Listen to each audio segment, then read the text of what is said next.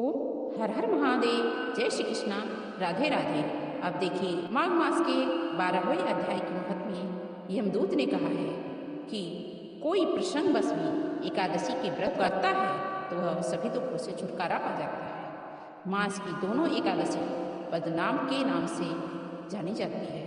जब तक मनुष्य इन दिनों में व्रत नहीं करता उनके शरीर में पाप बने रहते हैं। हजारों अश्वमेध, सैकड़ों वाजपेयी यज्ञ एकादशी की 16वीं कला के बराबर भी नहीं है। एकादशी के दिन व्रत करने से 11 एकादशियों से भी सब पाप नष्ट हो जाते हैं। गंगा, गया, काशी, पुष्कर, कुरुक्षेत्र, यमुना, चंद्रभागा कोई भी एकादशी के तुल्य नहीं है। इस दिन व्रत करके मनुष्य अनायास ही वैकुंठ लोक को प्राप्त करता है। एकादशी को व्रत और रात्रि जागरण करने से माता पिता और अन्य स्त्री के कुल की 10-10 पीढ़ी उद्धार पाती है और वह पिताम्बरधारी होकर के भगवान के निकट रहते। बाल, युवा और वृद्धा सब तथा पापी भी व्रत करने से नरक में नहीं जाते।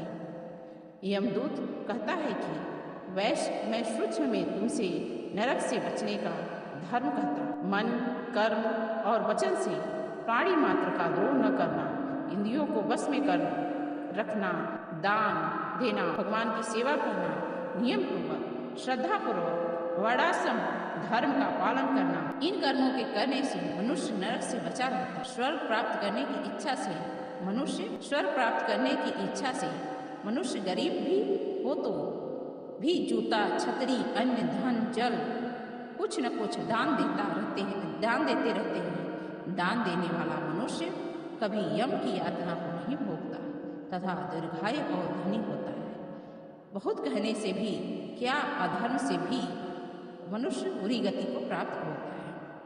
मनुष्य सदैव धर्म के कार्यों से भी स्वर्ग पा सकता है। इसलिए बाल्यावस्था से ही धर्म का कार्य करना चाहिए। ये नहीं सोचना चाहिए कि हम युवा हो जाएं या बुढ़े हो जाएं तो यज्ञ करें, धर्म करें, तप करें, व्रत करें। जब वृद्ध शरीर हो जाएंगे तो वृद्ध शरीर होने पर तो वैसे ही शिथिल पड़ जाता है, शरीर वैसे ही काम नहीं आती। तो उस टाइम दान, तप, यज्ञ करने से क्या फायदा? उस टाइम तो आप चल फिर ही नहीं पाओगे तो किसी को दान कैसे दे सकते हैं? चल ही नहीं पाओगे तो कैसे दान दे सकते हैं? तो इसलिए जो काम आपको वृद्धावस्था में करना वो काम आपको बाल्यावस्था से ही शुरू कर देना चाहिए और युवावस्था में अधिक से अधिक करें, जिससे कि वृद्धावस्था में जाने से आप चैन से भी बैठेंगे तो आपको सुकून मिले। ये तो था माघ मास का 12वां अध्याय। आइए अब 13वां अध्याय की तरफ। अब 13वां अध्याय में विकुंडल कहने लगे कि तुम्हारे वचनों से मेरा चित्त अति प्रसन्न, क्योंकि सज्जनों के वचन सदैव गंगा जल की सदृश पापों का नाश करने वाले। कार करना तथा मीठी वाणी बोलना सज्जनों का स्वभाव ही होता है। जैसे अमृत मंडल चंद्रमा को भी ठंडा कर देता है। अब कृपा करके यह भी बताइए कि किस प्रकार मेरे भाई का नरक से उद्धार हो। तब दूत कुछ देर बाद दृष्टि से विचार कर मित्रता रूपी रस्से से बंधा हुआ बोला कि हे वैश्य, यदि तुम अपने भाई के लिए स्वर्ग की कामना कर तो जल्दी ही अपने 8 जन्मों के पूर्ण फल को उसके निमित्त अर्पण कर। तब विकुंडल ने कहा कि हे दूत, वह पूर्ण करता है और मेरे कौन से जन्म से और कैसे किया और मैंने कौन से जन्म में कैसा किया, सो सब बताओ, फिर मैं अपना पूर्ण अपने भाई को दे। दूत कहने लगे कि हे वैश्य सुनो, मैंने तुम्हारे पूर्ण की सब कथा कहता हूँ। उस समय में मधुवन में साल्की नाम का ऋषि, वह बड़ा तपेश्वरी ब्रह्मा के समान तेज वाला था। नवग्रह की तरह उसकी स्त्री रेवती के 9 पुत्र थे। उसके नाम ध्रुव, शशि, बुध, तारा, ज्योति, मान थे।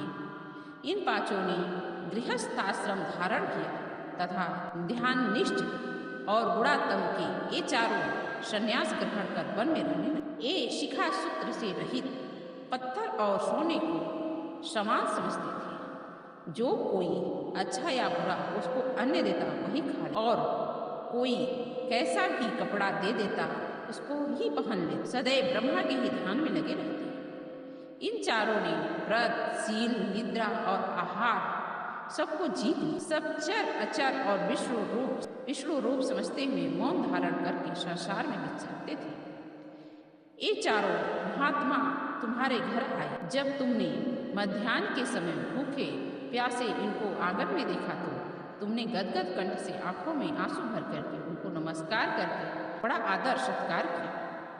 इनके चरणों को धो करके बड़े प्रेम से इनसे कहने लगे, आज हमारे अहो भाग्य, आज मेरा जन्म सफल हुआ।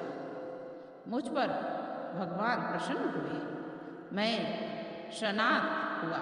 मेरे माता पिता, पानी, पुत्र, गौ आदि सभी धन्य हैं जो आज मैंने हरि के सदृश आपके दर्शन किए। तो हे वैश्य, इस प्रकार तुमने श्रद्धा से उनका पूजन और चरण धो करके जल को मस्तक से लगा लिया। विधि पूर्वक उनका पूजन करके तुमने इन सन्यासियों को भोजन कर। सन्यासियों ने भोजन करके रात को तुम्हारे घर में विश्राम किया और ब्रह्मा के ध्यान में लीन हो गए। इन सन्यासियों के सत्कार से जो पुण्य तुमको मिला हो सो भी कहने में सब असमर्थ हो, क्योंकि सब भूतों में प्राणी श्रेष्ठ है।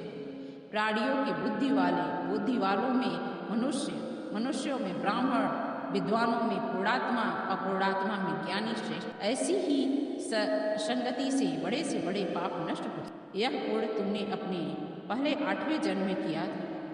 सो यदि तुम अपने भाई को नरक से मुक्त करना चाहते हो तो यह पुण्य दे दो। सो दूत के ऐसे वाक्य सुनकर उसने प्रसन्न चित्त से अपना पुण्य अपने भाई विकुंडल को दे दिया और नरक से मुक्त होकर के दोनों भाई देवताओं से पूजित किए हुए तब दूत अपने स्थान को चला गया।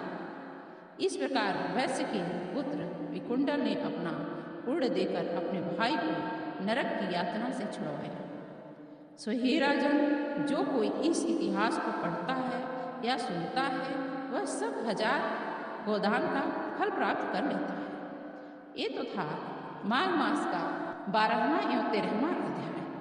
यदि आप हमारे चैनल पे 14वां अध्याय प्राप्त करना चाहते हैं तो हमारे चैनल को लाइक करिए, सब्सक्राइब करिए, शेयर करिए, बेल आइकन को प्रेस कर दीजिए जिससे सारी नोटिफिकेशन आपके पास जाती रहे।